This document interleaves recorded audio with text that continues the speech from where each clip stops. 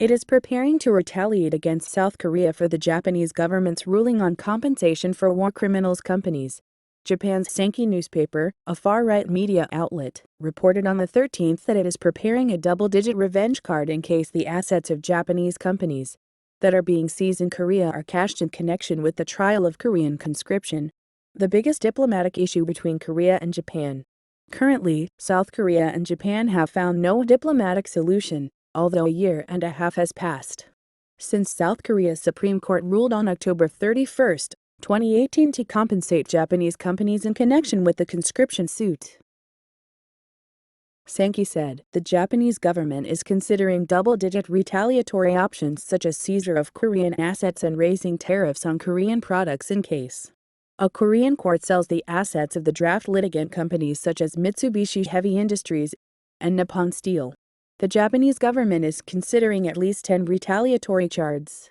The Moon Jae-in regime for separation of powers, laborers involved to avoid a problem as Japanese laborers of the Korean court proceedings the accused companies will take place at any time is the realization of assets of the foreign affairs official called, would invoke any action at the end of the political discretion saying that the situation with the message.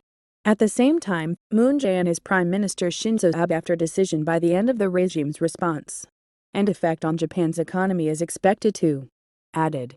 Sankei even said, President Moon said in a press conference in January that there is room for a solution if we pool our wisdom together, and added, this seems to be in mind for Japanese and Korean companies to invest in the manuscript of Japanese conscription lawsuits. Earlier in the day, top Japanese far-right officials had continued to insist on further retaliation against South Korea. Deputy Prime Minister and Finance Minister Taro Aso also said in an interview in the January issue of the Japanese monthly magazine Munyashuncho that if the Japanese corporate assets that were sentenced to compensation for forced labor are cashed in, financial sanctions could also be imposed on Korea. Diplomatic experts say the Japanese government is referring to a retaliatory card against South Korea to break through the crisis in domestic politics caused by the surging COVID-19.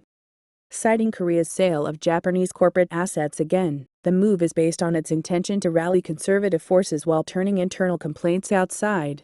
Already, Japan's COVID-19 confirmed cases have been on a sharp rise since April 24 when it decided to postpone the Tokyo Olympics to July next year. As of the 29th, the number jumped to 14,831 people. But the number increased to 400 every day for 3 days from the 22nd. Although the number has decreased to 240 consecutive days since the 28th, observers say this is due to the fact that the number of COVID-19 inspections has not increased significantly. This is why some point out that increasing the number of people subject to inspection could lead to a sharp increase in the number of confirmed cases.